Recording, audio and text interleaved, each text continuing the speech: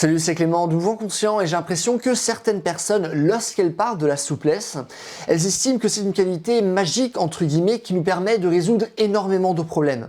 Et donc, souvent, ces mêmes personnes vont dire des choses comme « Ah tiens, moi je fais pas trop du travail de force, je préfère faire du travail de souplesse parce que c'est mieux pour la santé, etc. etc. » Et à vrai dire, ce n'est pas forcément le cas, raison pour laquelle dans cette vidéo, j'ai envie de vous présenter deux dangers, entre guillemets, qui sont liés à la souplesse. Et donc, si maintenant vous souhaitez avoir un corps qui est souple ou si maintenant vous souhaitez réussir des mouvements spécifiques de souplesse, à mon avis, cette vidéo va beaucoup vous intéresser et va beaucoup vous parler.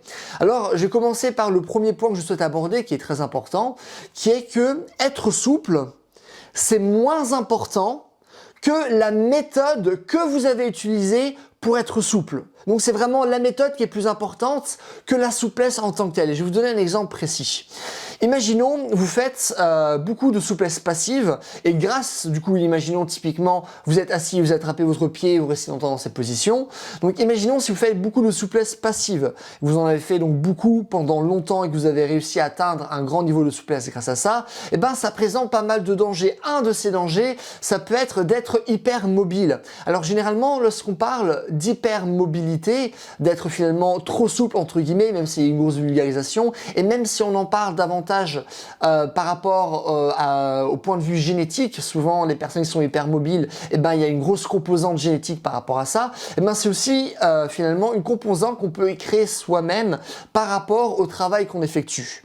Et le problème avec l'hypermobilité ou le fait finalement d'avoir de la souplesse sans avoir le contrôle moteur et la force qui va avec, et ben ça présente pas mal de dangers. Donc par exemple, quand un mouvement n'est pas limité par une structure, c'est-à-dire que généralement lorsqu'on va faire un mouvement, et ben on va être limité par nos différentes structures corporelles, par comment dire, la capacité à notre système nerveux à nous donner de l'amplitude. Donc finalement, lorsqu'un mouvement n'est pas limité par une structure, et ben le système nerveux va davantage travailler logiquement pour offrir un contrôle moteur finalement, parce qu'il y a beaucoup plus d'amplitude et surtout de l'amplitude qui n'est pas maîtrisée. Donc ça, c'est vraiment quelque chose d'important à garder en tête. Et aussi, dans la même perspective, eh ben, l'hypermobilité peut causer une limitation de la force et de l'explosivité. Il y a un exemple très intéressant que donnait Todd Hargrove par rapport à ça. C'est comme finalement faire rebondir une balle qui est bien gonflée et du coup qui est vachement tendue, et ben elle va bien rebondir. Alors qu'une balle qui est dégonflée ne va pas bien rebondir. Et du coup, c'est vraiment dans ces perspectives que c'est quand même intéressant de prendre en compte l'hypermobilité et donc de faire très attention aux méthodes qu'on utilise et donc bien créer de la force et du contrôle moteur. C'est aussi par exemple une raison pour lesquelles les grands coureurs, les sprinteurs, etc., souvent ils ont des ischios qui sont très tendus et généralement c'est cette tension qui va permettre de développer aussi pas mal de vitesse et d'explosivité. Bien sûr, là je vous en parle de manière très schématisée. On peut tout à fait être très fort et très souple, très fort et très explosif. Il faut simplement par exemple regarder les haltérophiles ou les gymnastes. Ils sont excessivement forts, ils sont excessivement explosifs et ils sont aussi excessivement souples. Un haltérophile, il est vraiment très souple. C'est pas rare de voir des haltérophiles faire par exemple des grands écarts latérales, avoir un full squat qui est absolument incroyable, ok? Donc vraiment, ces qualités physiques peuvent être mélangées. Mais ces qualités peuvent être mélangées à condition de bien utiliser les bonnes méthodes ou d'utiliser la souplesse qu'on a peut-être acquise avec des méthodes passives, mais par la suite utiliser cette amplitude dans des contextes de force pour faire en sorte d'avoir un corps qui est véritablement fort. Parce que le truc, c'est que s'il n'y a pas de la force avec la souplesse, et ben cette souplesse ne pourra pas être transférée dans une démarche athlétique ou dans une démarche de mouvement. Chose que je vous dis à chaque fois et peut-être que je vous saoule à force de le dire, mais là on a de la souplesse, on veut créer de la force. Là on a de la force, on veut créer de la souplesse, ok? Ça sert à rien d'avoir de l'amplitude pour avoir de l'amplitude. Ça sert à rien d'avoir de la force qu'on peut pas utiliser dans de fortes amplitudes, à part maintenant dans des contextes précis, dans le cadre de vos sports ou ce genre de choses. Mais lorsqu'on a une démarche généraliste, et ben finalement, on veut justement avoir ces différentes qualités-là. Et donc ça, c'est le premier danger. Donc vraiment faire attention à la méthode qu'on va utiliser, parce que le but, c'est pas simplement d'être souple, mais c'est être souple dans de bonnes conditions. Donc être souple pour être souple, c'est pas ça qui nous intéresse. Donc ça, c'est donc le premier danger. Le deuxième danger, ça va être de penser que ça va vraiment être la solution à tout par rapport à vos blessures, ce qui n'est pas le cas. Et d'ailleurs, parce que souvent on parle de l'effet prophylactique de la souplesse, pas mal de personnes en parlent, à vrai dire, si on s'intéresse à la littérature scientifique, on voit pas franchement de corrélation entre augmentation de la souplesse et réduction des blessures. On voit d'ailleurs une plus grande corrélation entre à être plus fort et du coup on va moins se blesser. Donc généralement au lieu de se dire ah ben tiens j'ai envie de moins me blesser au niveau des ischios, je vais faire davantage de souplesse, à vrai dire ce qui est le plus intéressant c'est faire davantage de force. C'est ce que vraiment nous montrent les études, que la force serait beaucoup plus intéressante par rapport à la souplesse.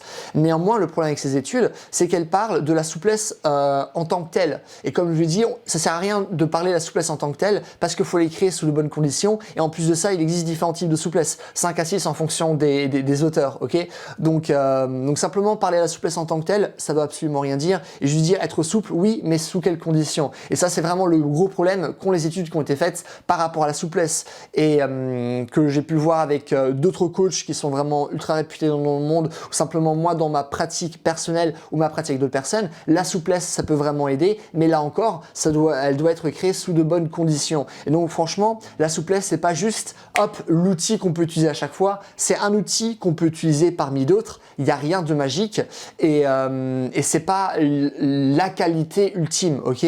Et au contraire moi je dirais que s'il devrait y avoir une qualité ultime, j'ai fait pas mal de vidéos à ce sujet donc je vais pas vous redonner tous mes arguments, mais ce serait la force, parce que la force, notamment la force max, donc votre capacité à surmonter la plus grande résistance possible avec votre corps, et ben c'est la qualité physique qui va le plus influencer toutes les autres qualités physiques, que ce soit les autres types de force, comme par exemple la force endurance, donc votre capacité à maintenir les qualités optimales de la force le plus longtemps possible, ou l'explosivité, donc votre capacité à générer la plus grande résistance possible et ce le plus rapidement, à surmonter pardon la plus grande résistance possible et ce le plus rapidement.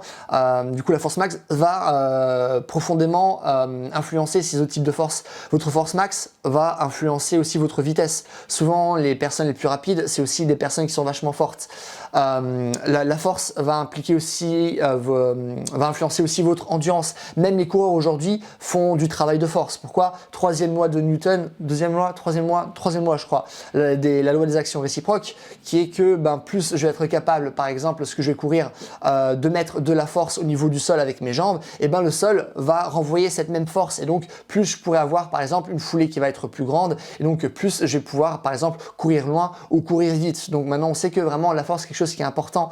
La force va aussi impliquer la coordination et vraiment toutes les qualités physiques et ceux de plein de manières différentes. Comme je dis, je vais pas vous redonner tous mes arguments, mais et donc notamment aussi la souplesse. J'ai fait pas mal de vidéos à ce sujet-là. Comment être plus fort va vous rendre plus souple. Et donc s'il y a quelque chose à faire, à mon avis, c'est premièrement d'être fort. Et après on peut parler de souplesse si on devait choisir entre les deux. Mais si vous êtes intelligent dans votre pratique sportive, vous allez mélanger les deux, force et souplesse. Par exemple, grâce aux étirements progressifs chargés, comme par exemple les Jefferson Curl. Là aussi, j'ai fait énormément de vidéos à ce sujet. Donc voilà, c'est simplement pour vous donner davantage de nuances par rapport à la souplesse. C'est pas une qualité physique qui est magique, c'est un outil parmi d'autres, c'est un outil très intéressant, mais c'est un outil parmi d'autres qu'on doit utiliser pour avoir un corps qui est véritablement complet. Voilà, c'est tout. Si vous avez aimé cette vidéo, n'hésitez pas à me mettre un j'aime, comme ça ma vidéo sera mieux répertoriée. Si vous avez des questions, n'hésitez pas à les mettre dans les commentaires, comme ça je vous répondrai comme d'habitude. Et dernièrement, c'est un programme qui parle justement de souplesse, qui en parle vraiment en profondeur, qui vous explique comment vous allez pouvoir créer vos propres entraînements avec les bonnes méthodes, les séries, les répétitions. Ça aussi par rapport à la souplesse, mais aussi par rapport à la force, la vitesse, l'endurance, la coordination, toutes les qualités physiques, par rapport au mouvement de manière générale, par rapport à la gestion de blessures. Si ça vous intéresse, promis à description. Et c'est tout, passez une bonne journée, bye.